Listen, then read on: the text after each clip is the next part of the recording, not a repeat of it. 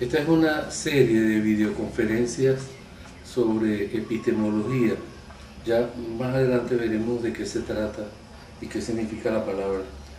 Pero son unas videoconferencias que están estructuradas en 4 partes y que están en función de un programa para un seminario doctoral de epistemología que dictamos aquí en Venezuela en varias universidades.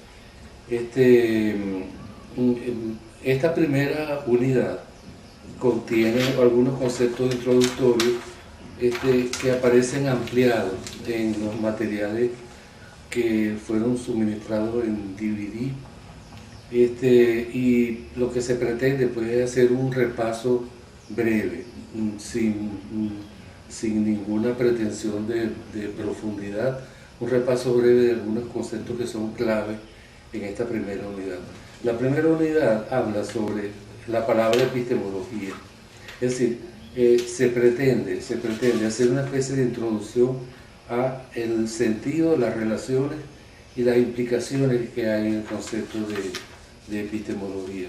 Bueno, atendiendo a eso, el primer aspecto que salta a la vista y que parece importante desarrollar es cómo surgió el término epistemología a través de la historia y a través, vamos a decir, de las distintas configuraciones filosóficas que han ocurrido a través de la historia.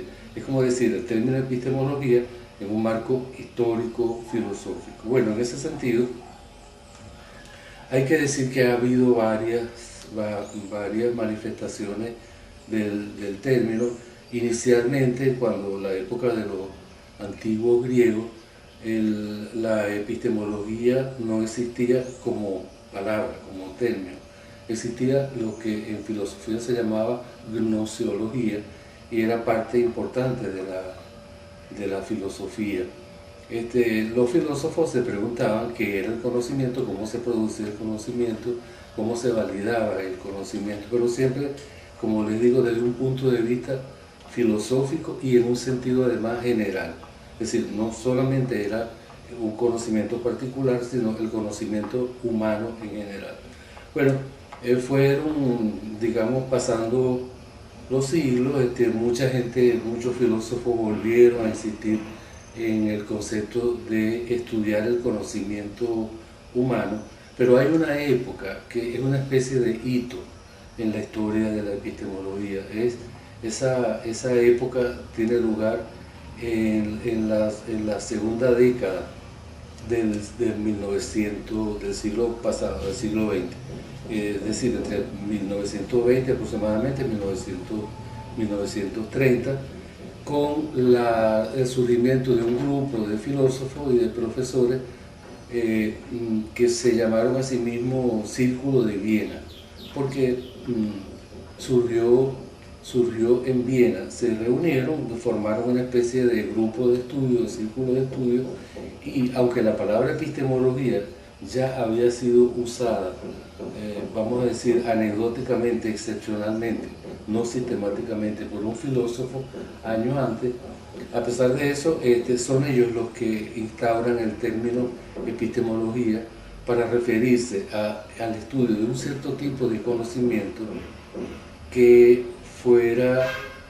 confiable, que tuviera cierta seguridad, y se refería más bien al conocimiento científico, que después también veremos de qué queremos decir cuando hablamos de conocimiento científico. El hecho es que esta gente del Círculo de Viena, que también fueron llamados neopositivistas, ellos fueron los que le dieron sistematización a la palabra epistemología y la concibieron como un estudio, una disciplina que estudiaba el conocimiento científico. Ya desde esa época, aunque ellos hacían filosofía de la ciencia, filosofía y conocimiento científico, ya desde esa época se notaba una disposición, una cierta tendencia a apartar la epistemología de la filosofía y a constituirla en una disciplina teórica, científica, una disciplina aparte de la filosofía.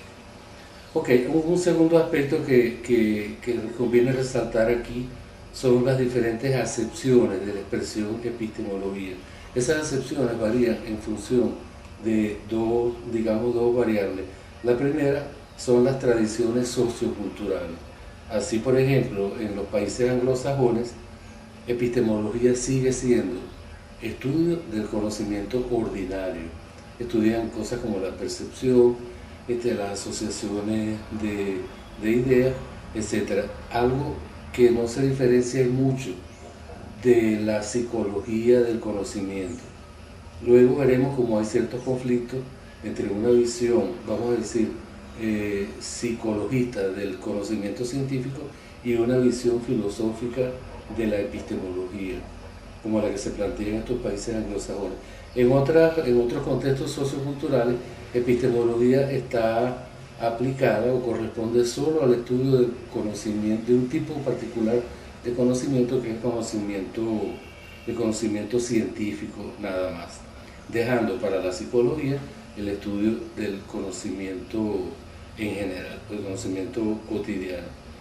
Ahora, aparte de eso, hay también diferentes acepciones de la expresión epistemología de acuerdo a algo que después veremos más adelante y que hemos estado llamando enfoques epistemológicos.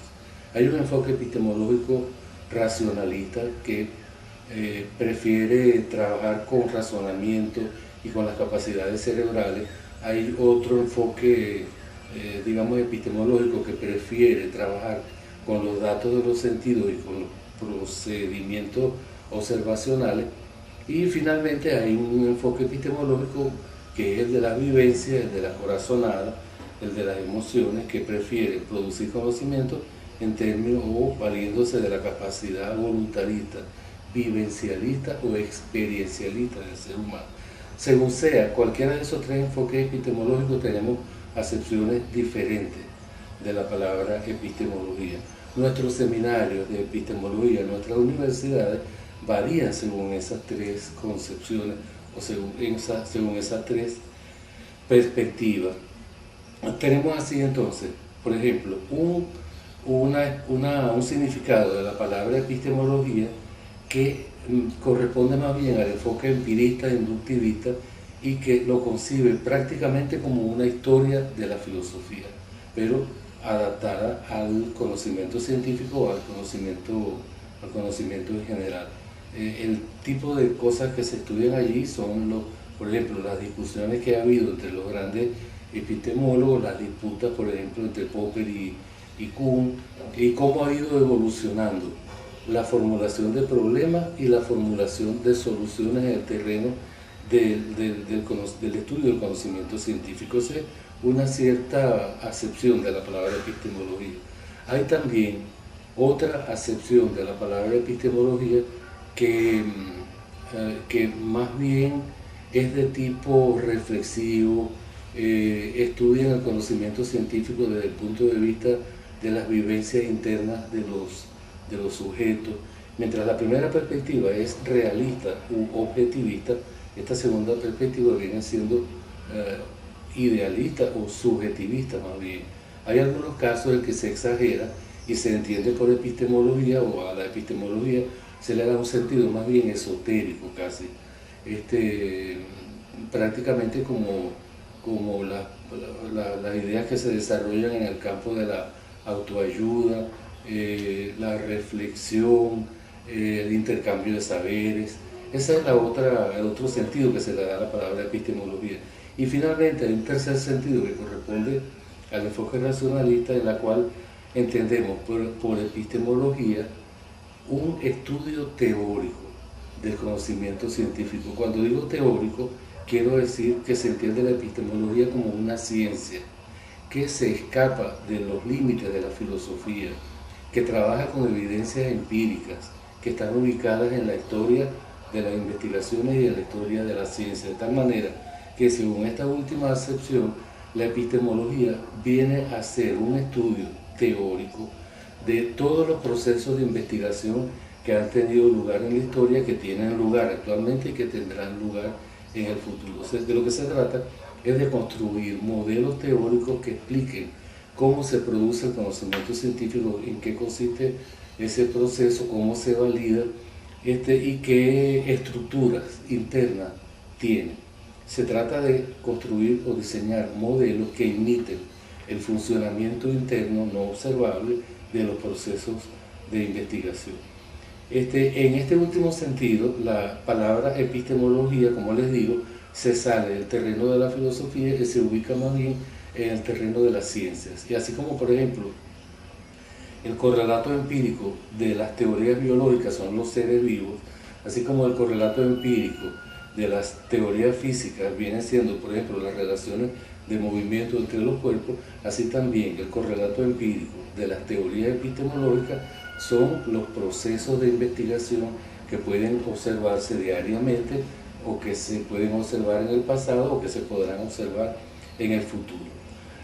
Un tercer aspecto que me interesa desarrollar en esta unidad es el de los conceptos que están implícitos en el término epistemología. Entonces estamos diciendo que entendemos por epistemología una teoría del conocimiento científico. Okay.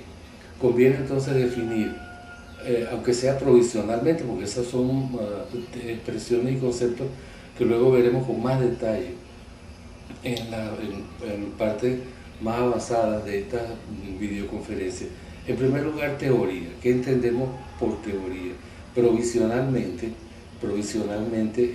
y muy superficialmente además, vamos a concebir como teoría una construcción mental que imita el funcionamiento interno de un proceso que no es en sí mismo observable. Vamos a decir, dada una contradicción entre hechos, o dado cierto proceso, o dada ciertas clases de hechos, una teoría es una construcción mental que intenta simular, intenta imitar esa clase de procesos y que por tanto intenta explicar por qué algo funciona del modo en que funciona. Las teorías son universales, es decir, no podemos hablar de la teoría de este lápiz, por ejemplo, sino que la teoría de la clase de los lápices, una clase universal, por ejemplo. Y otra cosa importante es que las teorías tienen un alto grado de abstracción. Finalmente, ¿qué es conocimiento? Conocimientos son procesos en que las cosas del mundo vienen a estar representadas en la mente humana. Ustedes dirán que eso no se diferencia del concepto de teoría. Sí se diferencia porque el conocimiento teórico es explicativo. Nos dice por qué las cosas funcionan del modo en que las vemos funcionar. En cambio, el conocimiento no necesariamente es explicativo. Hay un conocimiento descriptivo, por ejemplo, yo tengo conocimiento de lo que es una silla, al punto de que cuando yo vea una silla, aunque sea la primera vez que la veo, yo la reconozco como silla, porque en mi mente tengo la representación descriptiva de ese hecho. Todas aquellas descripciones y todas aquellas explicaciones que tenemos acerca del mundo y que las tenemos en nuestra mente, vienen a ser conocimiento. Ahora, sobre el conocimiento se han hecho distintas hipótesis. Algunos lo consideran el conocimiento como red, otros consideran el conocimiento como acumulación, otros conciben el conocimiento como modelos transformacionales, etc. Finalmente, la palabra científico. ¿Qué vamos a entender por científico? Vamos a decirlo resumidamente porque la concepción que les voy a proponer de científico es distinta a todas las concepciones que pueden haber ustedes estudiado en algunos libros. Por ejemplo, para los positivistas, científico era aquello que era verificable. Para los popperianos, científico era aquello que era falseable. Pero nosotros vamos a proponer tres propiedades que cuando se dan en niveles muy altos, entonces, porque son propiedades continuas, no son propiedades discretas, cuando se dan en niveles muy altos, llegan a definir el conocimiento científico. La primera propiedad es la de socialización. Un conocimiento, cuando tiene altos niveles de socialización, es decir, en la medida en que escapa a la conciencia individual y se asimila a las grandes colectividades, en ese sentido, ese conocimiento es socializado. Un conocimiento es no socializado cuando se da al interior de una persona. Le quiero poner el ejemplo de San Agustín en sus confesiones. Él se pregunta, ¿qué es el tiempo? Y él mismo se responde, y dice, el tiempo. Si nadie me lo pregunta, yo sé qué es el tiempo. Pero si alguien me lo pregunta, ya yo dejo de saber qué es el tiempo. Ahí tienen ustedes un ejemplo de un conocimiento totalmente individualizado y escasamente socializado. Ustedes pueden tener, por ejemplo, otros tipos de conocimientos que le interesan a las grandes comunidades, a las grandes mayorías, que son, vamos a decir, del dominio público, del dominio de la humanidad. Mientras más extenso, más nivel de socialización tiene. La segunda característica es la de sistematización. Un conocimiento con altos niveles de sistematización es un conocimiento que es altamente repetible, altamente comunicable,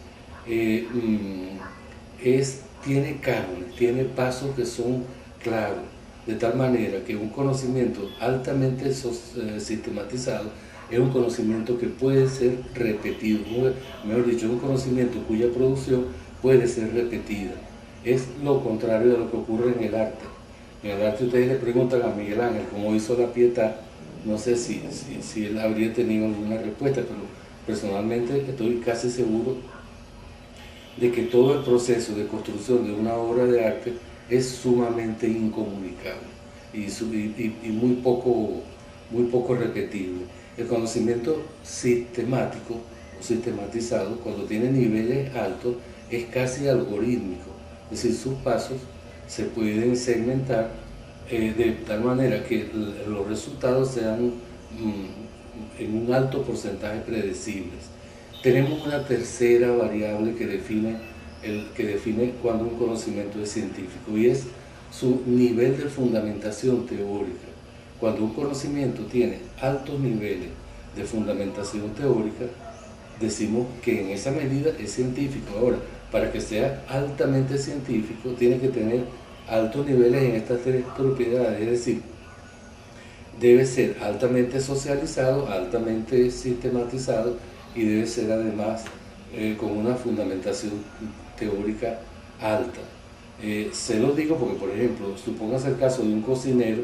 La cocina tiene altos niveles de socialización, tiene altos niveles de sistematización por lo de la receta, pero no siempre tiene altos niveles de fundamentación teórica. Es raro conseguir grandes cocineros que sepan de física y de química como para dar explicaciones acerca de por qué las recetas que ellos proponen funcionan del modo en que funcionan.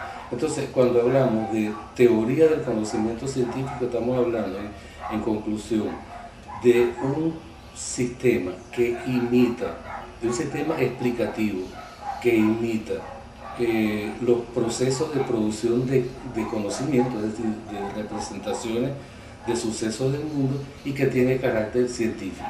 O sea, tiene altos niveles de socialización, de sistematización y de fundamentación teórica. Faltaría un último aspecto en esta unidad que me parece importante, que son las relaciones interdisciplinarias, o sea, las relaciones fronterizas, pues, de la epistemología. Miren, hay una relación fuerte con lo que los positivistas llamaron externalismo. El externalismo significa aquella posición según la cual la epistemología debe estudiar las condiciones sociocontextuales, históricas, sociológicas, psicológicas que circunscriben la producción de un determinado sistema de conocimiento científico. Para los internalistas, como Popper, la epistemología solo debe estudiar la lógica interna de los procesos de investigación, es decir, el modo en que se formulan las hipótesis, las características del problema, el método, etcétera, etcétera. Bueno, resulta que hay una epistemología entonces internalista, vamos a decir, como la de Popper. Hay una epistemología externalista, que, como la de Kuhn, por ejemplo, en sus revoluciones científicas, que él considera que las teorías son un problema de cambios socioculturales e históricos.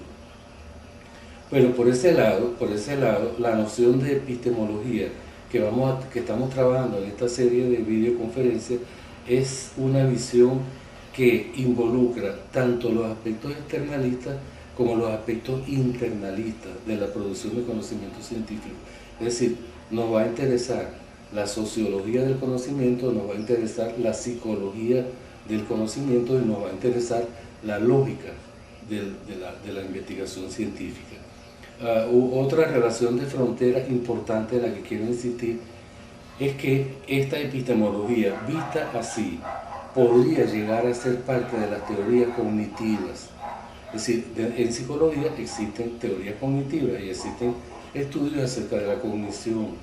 Desde el punto de vista de esta propuesta, lo que queremos insistir es que la epistemología tiene fuertes raíces de tipo cognitivo, hasta el punto de que muchas de las cosas de los procesos de producción científica son imposibles de ser estudiadas sin echar mano de conceptos que son de la teoría cognitiva. Tenemos, por ejemplo, yo les mencioné antes el caso de los enfoques epistemológicos. Bueno, nosotros no podemos explicar los enfoques epistemológicos si no recurrimos a la noción cognitiva de estilo de pensamiento, es decir, de configuraciones de la mente, de esas distintas personalidades cognitivas. En otras palabras, los seres humanos se diferencian porque tienen distintas personalidades cognitivas. El modo en que procesan información y el modo en que plantean y resuelven problemas, ese modo suele ser distinto de persona a persona. Eso es en la psicología cognitiva ordinaria. Ahora, cuando se pasa al mundo de la ciencia, eso sigue funcionando. Lo que pasa es que lo llamamos enfoque epistemológico, pero vienen a ser los mismos estilos de pensamiento que se estudian en psicología cognitiva.